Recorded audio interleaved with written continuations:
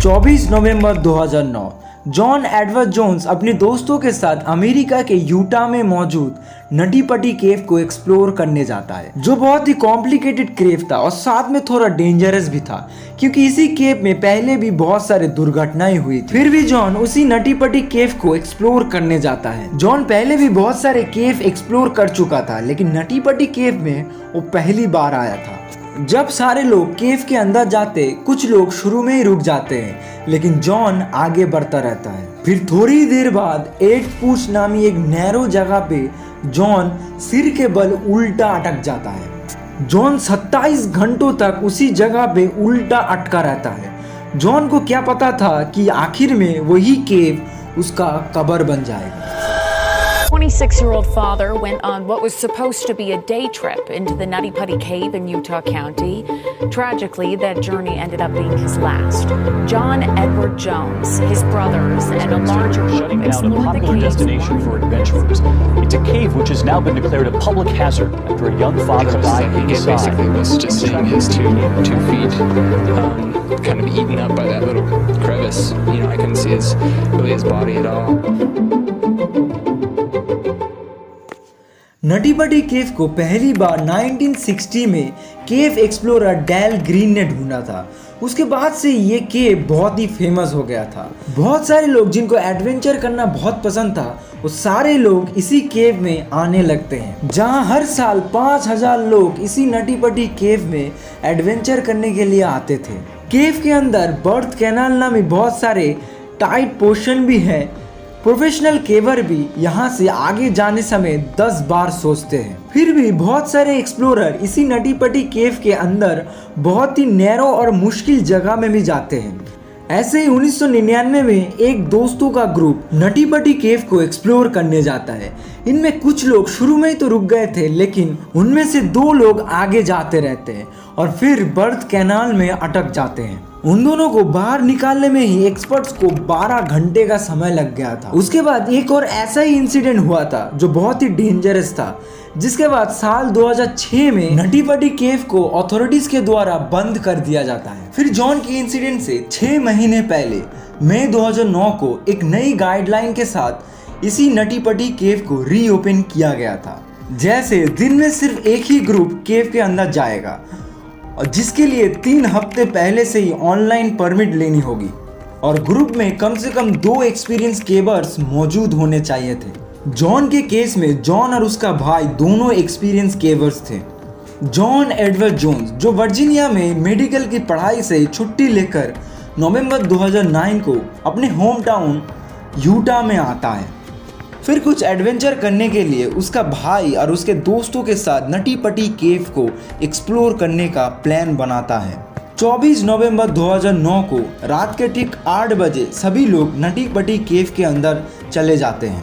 केव के अंदर जाते ही सभी लोग बड़ा मजा करने लगते हैं। फिर जॉन केव के और अंदर तक जाने का फैसला करते हैं। जॉन केव के अंदर पतले रास्तों पे आगे बढ़ता रहता है, और फिर जॉन से एक गलती हो जाता है। बर्थ कैनाल के वहां से उसने गलत टर्न ले लिया था, लेकिन जॉन को कुछ पता चले उससे पहले ही बहुत देर हो चुका था। जॉन गलती से 8 पूछ नामी एक बहुत ही पतली जगह पे उल्टा फंस गया था। जॉन को लग रहा था कि सामने से एक खाली जगह मिलेगी जहां से वो रिटर्न कर पाएगा, लेकिन जॉन गलती से एक गलत टर्न ले लिया था। असल में जॉन 10 बाय 18 इंची का एक पतली जगह पे उल्टा अटक गया था, जहां से वो हिल भी नहीं पा रहा था। थोड़ी देर बाद हालत को समझते हुए जॉन फिर उसके छोटे भाई जॉस को आवाज देता है। जॉस पहले तो उल्टे पैरों से जॉन को बाहर निकालने का ट्राई करता है, लेकिन जॉन के 90 किलो के शरीर को वो बाहर नहीं निकाल पा रहा था। थोड़ी देर कोशिश करने के बाद जॉस फिर प्रोफेशनल रेस्क्यूअर्स को बुलाने के लिए केव के बाहर जाता है। इस समय जॉन अपने आप को थोड़ा शांत रखता है और रेस्क्यूअर्स के लिए वेट करता है। फिर थोड़ी देर बाद रेस्क्यूअर्स की एक टीम केव के वहां चले आते हैं। जॉन को रेस्क्यू करने के लिए पहले एक फीमेल वॉलंटियर सूजी मेटोला को केव के अंदर भेजा जाता है। सूजी जब जॉन के पास गई तब जॉन का सिर्फ पांव दिख रहा था, उसका सिर नीचे था और पैर ऊपर थे। सूजी फिर जॉन के पैरों में रस्सी बांधकर उसको जोर से खींचने लगे, लेकिन बहुत कोशिशों के बाद भी सूजी उसको जरा सा भी निकाल नहीं पा रहा था। थोड़ी देर बाद सूजी को केव के बाहर आना पड़ा। उसके बाद जॉन स्टिलमर नामी एक प्रोफेशनल रेस्क्यूअर जो जॉन को बाहर निकालने के लिए केव के अंदर जाता है, लेकिन बहुत कोशिशों के बाद भी कुछ नहीं होता। जॉन को फंसे हुए अब तक 12 घंटे हो चुके थे। अब जॉन उल्टा फंसा होने के लिए जॉन की ऑर्गन फेल होने का सबको डर लगने लगा। उसके बाद उनसे बात करने के लिए केव के अंदर एक टेलीकॉम सिस्टम लगाया गया, जिससे जॉन अपनी फैमिली के साथ बात कर पाए। फिर थोड़ी देर बाद जॉन को बाहर निकालने के लिए केव के अंदर एक पुलिस सिस्टम लगाया गया था। 2004 में इसी पुलिस सिस्टम के हेल्प से एक इंसान को यहाँ से निकाला गया था। अब तक 20 घंटे हो चुके थे, लेकिन जॉन जरा सा भी बाहर नहीं आ पाया था। पुलिस सिस्टम इंस्टॉल हो जाने के बाद रायन शूट जॉन के पास जाता है और जॉन के पैरों में रस्सी बांध देता है और फिर सभी मिलके रस्सी को खींचने लगते हैं। तरकीब काम कर रहा था। थोड़ा थोड़ा करके जॉन बाहर आ रहा था, लेकिन उसके पैरों में भयानक दर्द हो रहा था। थोड़ी देर रेस्ट करने के बाद फिर सभी मिलके रस्सी को खींचते हैं, लेकिन इस बार दीवार से एक पुली निकल के रायन के सिर पे लगता है और रायन बुरी तरीके से घायल हो जाता है। इस समय रस्सी ढीले होने की वजह से जॉन और भी नीचे चला गया था। थोड़ी देर बाद रायन को केव से बाहर निकाला जाता है और उसकी जगह उनके पिता डेविड केव के अंदर जाते हैं।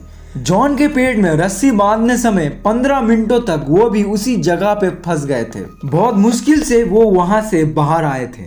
फिर से पुलिस सिस्टम को दोबारा लगाया गया। इसके बाद ऊपर से खींचने समय जॉन कोई भी रिस्पॉन्स नहीं कर रहा था। फिर थोड़ी देर बाद एक मेडिकल टीम को अंदर भेजा जाता है और फिर वही होता है जिसका किसी को उम्मीद नहीं था।